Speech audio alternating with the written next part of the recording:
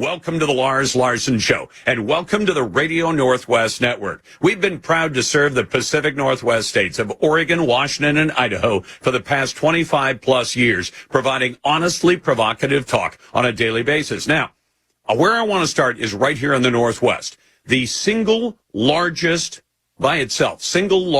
public works project in the Northwest has been the proposed replacement of the Interstate Bridge that joins Oregon and Washington on Interstate 5 over the Columbia River.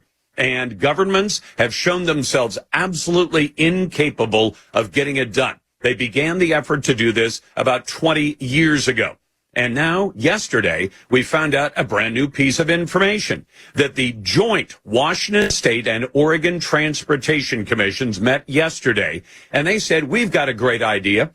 We're building a bridge the public does not approve of. We're going to add $2 billion of light rail to it that the public does not approve of. We're building a bridge that absolutely is required to have Coast Guard approval, and it does not have Coast Guard approval because it's about 60 feet too short. It has problems up the yin-yang, including this. The majority of that bridge will not be for cars and trucks. And you didn't hear me wrong. 54% of the surface of their proposed bridge. Again, this is why the public doesn't like this bridge and should not approve it. But 54% of it is dedicated to pedestrians, bicycles, and light rail. And only 46% of it is dedicated to the things that actually drive the economy. The trucks that carry freight all over the region, automobiles that carry 95% of commuters to their errands wherever they happen to be going.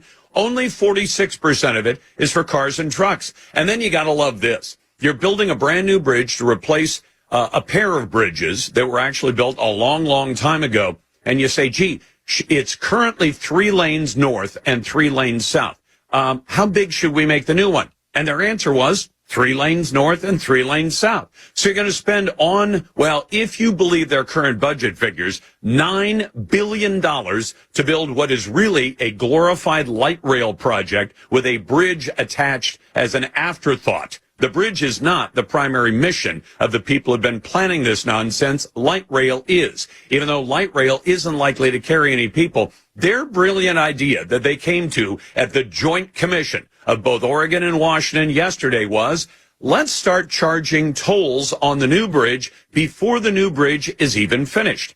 And if you say tolls, why, I have to commute on that bridge every day. Well, sad to tell you this, but their plan is to charge you as much as $9.40 per day to make a round trip across this big new $9 billion light rail project with a bridge attached to it. That's what their plan is. And the numbers on this thing have been insane for a long, long time. I mean, the previous bridge, the CRC, the Columbia River Crossing, that was supposed to cost about $5 billion. And then last year, the number on the new bridge, the IBR, the estimate had gone to $6.5 billion, and now it sounds as though it's going to end up at $9 billion. Now, you can blame inflation if you want, but did construction costs really go up 100% in just 4 years, from $4.8 billion, just short of $5 in 2020, to last December 2023, $6.5 billion, and now to $9 billion? That is just short of a doubling in cost. And then to add to that, tolls.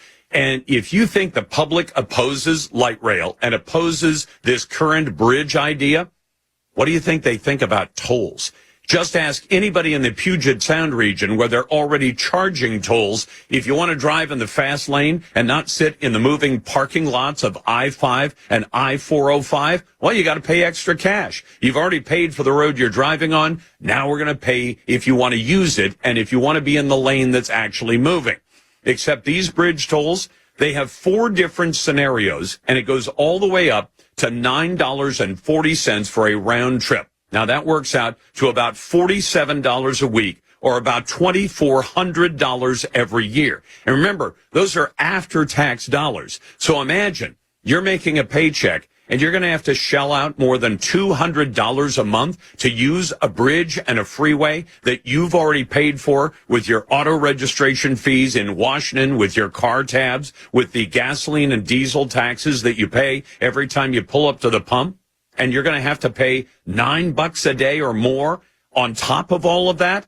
Tell me that's going to go over well with the public. And then tell me that at least somebody in either Washington or Oregon is going to throw a ballot measure in front of the voters. Can't happen for this November, but it could happen next November, and say to the voters, would you like to pay an extra $9 a day to do a round trip across the new fancy bridge? Oh, and by the way, you can start paying the tolls before we're even finished building the bridge. And the bridge that only 4 years ago was only going to cost $5 billion is now up to $9 billion by 2025. This is the insanity that is transportation policy in both Oregon and Washington. And then we could start asking some questions. Why don't we just build an ordinary bridge across that river? Why don't we just fund it and we don't have to go to the federal government? Why don't we just pitch the $2 billion that goes for the light rail part of that at $1 billion per mile, or actually at a little bit more than $1 billion a mile? It will be the single most expensive light rail project anywhere on planet Earth. No exaggeration. That's how crazy this is. Put that in front of the voters and see what kind of message they send back. I kind of figure it's going to be a big, fat middle finger. Chris, welcome to the program. Thanks for listening on the Radio Northwest Network. What's on your mind today?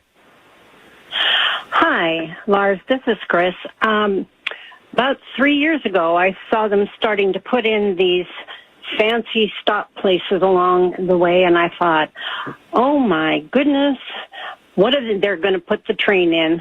Because they don't need all those fancy things with lights and whistles and those. And so I looked up Patty Murray. She's the one that got us the money for the bridge, but the way that she wrote it was that they were going to make a connection north of I-5 and to I-5, and that's not happening. But when I drove this morning, they had painted on 4th Plain just the stop stripes. That's the train. And they're redoing the train, redoing the streets so that they are the right level for the train.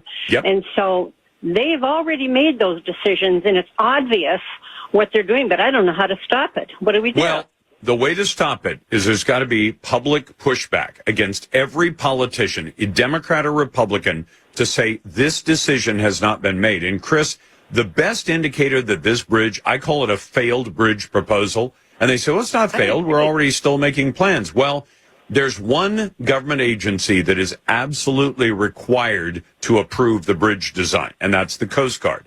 The Coast Guard currently says that bridge is 60 feet too short because it has to allow river traffic to pass under it without an opening drawbridge. And it's 60 feet too short. So far, the Coast Guard has not approved that bridge project. Now, maybe they think they're going to get some kind of political fix before Joe Biden leaves office. But right now, the one agency that can say no, and so far has not said yes, is the Coast Guard. And I think, not to mention the fact that they don't have the money to build it. I mean, Oregon doesn't have the money. Oregon is saying it will put $1 billion into this. What they're not thinking about is if they put the train on that bridge, then you're going to have to reroute all that traffic that's going up and down I-5 right now another way, and that's absolutely just going to clog the city up. Well, and it will. And imagine this. If they say they're going to start putting tolls on that bridge, but they don't put tolls on the 205 bridge, guess where a lot of the traffic is going to divert to? So what you'll do is, because anybody who doesn't have an extra couple of $100 a month to pay the bridge tolls. Now, I've given you the high number. Their high number is $9.40 at the high end. The low end is around $4 a day. But imagine telling the average worker, you're going to have to shell out, that much money. 22 work days times even $4 is another $90 a month. And that's after taxes. Imagine having to pay that money just to drive on a road that you've already paid for. And all that traffic is going to shift to 205. And then they'll come back and say, now we've got to toll I-205. No, doesn't make any sense. The public will reject it. Thanks for the call. You're listening to the Lars Larson Show.